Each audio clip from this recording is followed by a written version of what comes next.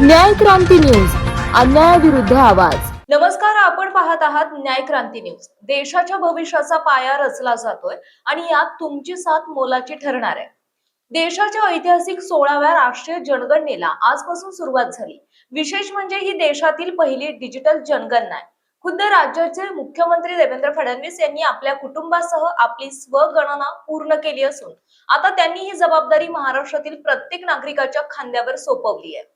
चला जबाबदार नागरिक बनूया, डिजिटल जनगणनेत आपला सहभाग नोंदवूया, अशा शब्दांमध्ये मुख्यमंत्र्यांनी जनतेला साथ घातली। 1 मे ते 15 मे या काळात नागरिकांना स्वतःहून आपली माहिती ऑनलाईन नोंदवण्याची संधी उपलब्ध करून देण्यात आली।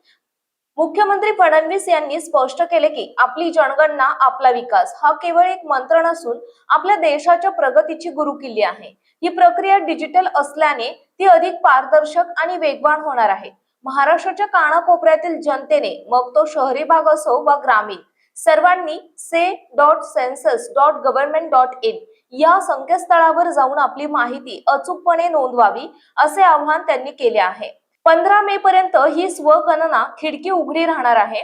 एक सुजाण नागरिक म्हणून देशाच्या विकासाचा आरसा असलेल्या या प्रक्रियेत मागे राहू नका। तुमची एक नोंद देशाच्या उज्ज्वल भविष्यासाठी महत्त्वाची ठरेल, तर उशीर करू नका। आजच आपल्या कुटुंबाची माहिती नोंदवा आणि या ऐतिहासिक टप्प्याचे साक्षीदार व्हा। प्रशांत काटे, संपादक, न्याय क्रांती न्यूज, पिंपरी चिंचवड, पुणे। आपल्या परिसरातील बातम्या पाहण्यासाठी चॅनलला सबस्क्राईब करा, व्हिडिओला लाईक करा आणि बेल आयकॉन दाबायला विसरू नका।